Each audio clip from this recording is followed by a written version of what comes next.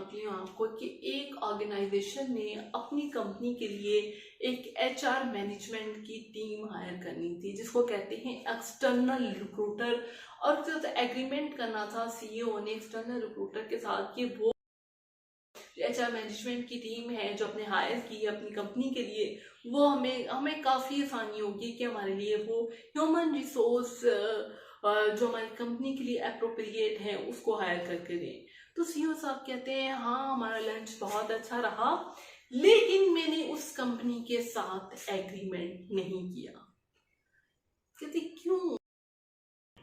अस्सलाम वालेकुम, कैसे हैं आप सब लोग? उम्मीद करती हूँ खैरियत से होंगे और बहुत अच्छे से अपनी ज़िंदगी गुजार रहे होंगे। सबसे पहले मैं शुक्रगुजार हूँ अपने तमाम सब्सक्राइबर्स का जिन्होंने मेरी बर्थडे के मौके पे मुझे विश किया और मुझे बहुत सी दुआएं दी, उनकी मैं शुक्रगुजार हूँ। और मैंने अपनी एज गेस करने का कहा था तो कुछ लोगों ने कहा भाई आप 22 की लग रही हैं, कुछ ने कहा आप 40 की लग रही हैं, और एक ने कहा कि भाई आपका दिल रखने के लिए आपको 32 की कर देते हैं। पता नहीं उन्होंने सही कहा या गलत कहा यासर साहब ने। और जिन्होंने 36 का कहा उनका पेज है शायद कोई डॉक्टर ऑफ प्लांट्स कुछ ऐसा करके नाम, और उनकी भी मैं शुक्रगुजार हूँ। और शीबा बजाज कहती हैं हम 32 की लग रही हैं। तो कुछ लोगों ने एज सही गैस कर लिया, वैसे भी मैंने आपको हिंट दे दिया था कि I am in my 30s। तो आप लोगों के प्यार का, चाहत के इजहार का मैं शुक्रगुजार हूँ। यकीन करें मुझे आप सब लोगों के कमेंट्स पढ़ के बहुत खुशी होती है कि आप लोग टाइम निकालते हैं, मेरी वीडियो देखते हैं और मेरी बातें सुनते हैं। ये बातें हो सकता है कई लोगों को बोरिंग भी लगती हों, लेकिन डेफिनेटली जो भी उस वीडियो तक आता है वो अपने इंटरेस्ट से ही आता है। और सबसे एंड में मैं कहूँगी अब्दुल्ला हैकरो साहब का मैं बहुत शुक्रगुजार हूँ जो मेरी हर वीडियो पे कमेंट करते हैं, बड़े गौर से सुनते हैं और उसके बाद बड़ा डीप एनालिसिस के बाद वो कोई ना कोई ऐसी बात करते हैं कि मुझे भी उसको मज़ीद सॉर्ट आउट करना पड़ता है कि इसको में शायद कोई कमी ना रह जाए। तो चलते आते हैं आज के अपने इस टॉपिक की तरफ। आज एजुकेशन की बात होगी, नो एंटरटेनमेंट। तो आज की वीडियो बहुत अहम है उन लोगों के लिए जो टॉप पोजीशंस पे काम कर रहे हैं, जो एंटरप्रेन्योरशिप में है या किसी ऑर्गेनाइजेशन में है, किसी प्राइवेट कंपनी में है, लेकिन वो मैनेजरियल लेवल पे काम कर रहे हैं या डायरेक्टर लेवल पे काम कर रहे हैं। इन लोगों की पोजीशन दरअसल बहुत अहम होती है। एक्चुअली में हमारे यहाँ ये कॉन्सेप्ट है कि जो मैनेजर है उसके पास ये राइट है, वो एम्प्लॉयज़ को चाहे तो निकाल दे, उसको फायर कर दे और एम्प्लॉयज़ का टर्नओवर रेट बढ़ा दे। इस तरह की एक्सपेक्टेशंस हम ये रखते हैं, लेकिन एक्चुअली में इनका किरदार कंपनी को चलाने में बहुत अहम है। ये बेसिकली एक किस्म के सॉलिसिटर्स का रोल अदा करते हैं, सालिस का किरदार अदा करते हैं। कैसे? क्योंकि इन्होंने अपनी टॉप पोजीशन वालों को भी खुश रखना है, इन्होंने अपने लोअर एम्प्लॉयज़ को भी हैप्पी रखना है, उनकी भी डिमांड पूरी करनी है ताकि वो एम्प्लॉयज़ को ज़्यादा अरसा रिटेन कर सकें। तो आज की इस वीडियो में मैं 5 टिप्स दूंगी कि किस तरीके से कंपनी की परफॉर्मेंस मैनेजर्स या डायरेक्टर लेवल के लोग इन्हांस कर सकते हैं इन टिप्स को इस्तेमाल करते हुए। तो सबसे पहले आपको तमाम मैनेजर्स को जिस भी पोस्ट पे जो भी आपकी मैनेजरियल का लेवल हो सकता है, आप टेरिटरी मैनेजर हो सकता है, आप कंट्री मैनेजर हो सकता है, आप जोनल मैनेजर हो या आप प्रोजेक्ट मैनेजर हो, आप जो कोई भी जिस भी पोजीशन पे काम कर रहे हैं, आपको सबसे पहले ये आइडेंटिफाई करने की जरूरत है what is the objective and goal of your company. Actually में आपकी कंपनी का गोल क्या है, ऑब्जेक्टिव क्या है? अगर आपको खुद को ही ये नहीं पता, आपका ट्रैक ही वाज़ेह नहीं है जिस पे आप चलेंगे, जिस पे आप अपने एम्प्लॉयज की एफर्ट लगाएंगे, तो रिजल्ट नहीं निकलने वाला। तो यकीन करें आपको कोई रिजल्ट नहीं मिलेगा। हो सकता है वो यही होगा कि बस भागे जा रहे हैं, भागे जा रहे हैं, भागे जा रहे हैं, दिन रात एम्प्लॉयज भी काम करें, मैनेजर भी काम करें, लेकिन कर किस पर्पज के लिए रहे हैं? You don't know that. So you have to identify the objective and goal of your organization.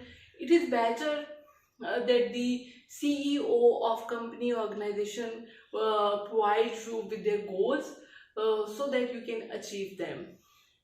Number 2 ये कि आपने अपने सबऑर्डिनेट्स को जितने भी आपके अंदर दिए हुए हैं आपकी कंपनी ने और जो आपके ऑब्जेक्टिव्स हैं, तो आपने उनको एक स्मूथ ट्रैक देना है। उसमें जो भी बैरियर्स हैं, जो भी हर्डल्स हैं, चाहे वो किसी भी फॉरम से आ रही हैं, आपके सीनियर्स की तरफ से आ रही हैं, आपकी कंपनी की टॉप पोजीशन पे आ रही हैं, आप वो रिमूव करें, उनको एक स्मूथ प्लेटफॉर्म दे सकें ताकि वो अपनी बेहतर अंदाज में परफॉर्म कर सकें और आपकी हेल्प कर सकें कि आप कंपनी की परफॉर्मेंस को मैक्सिमाइज कर सकें। Number 3, try to have a meeting with your subordinates at least once a week. It is difficult for managers. I know that it is difficult for high level positions, top level positions to conduct a meeting with subordinates every week, but you should try to do that. आपने ये लाजमी करना है कि आप 1-to-1 meetings लाजमी करें।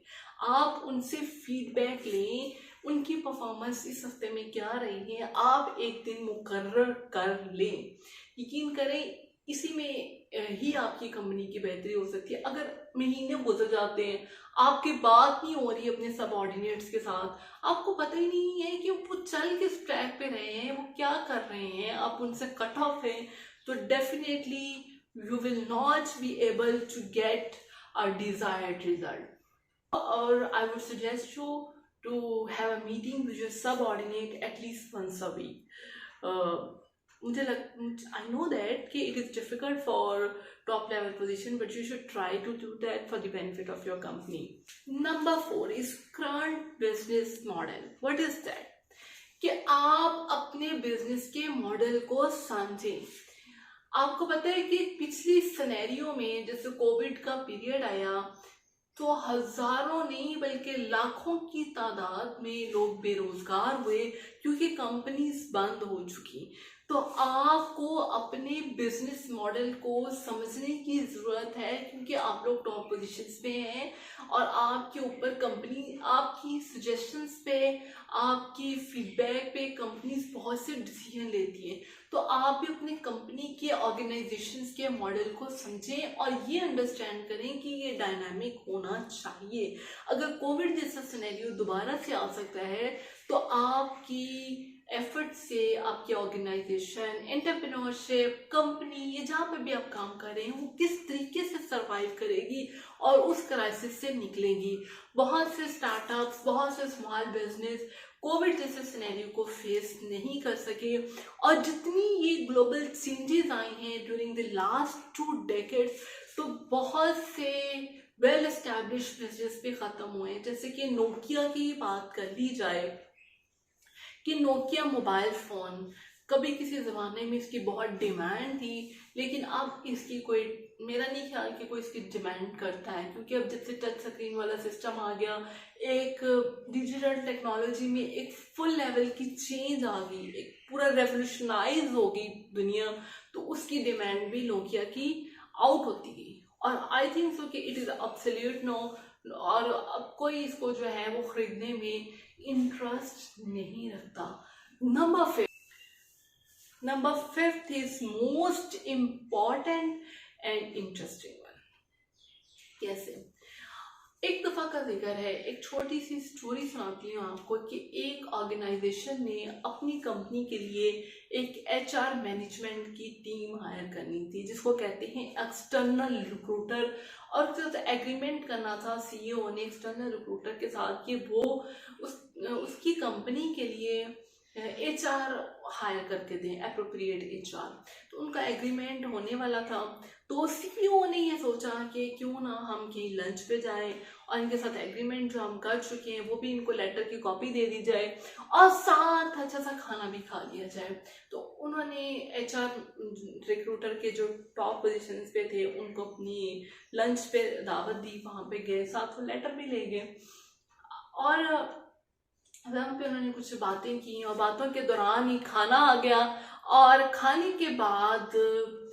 से पहले उन्होंने सूप सर्व किया।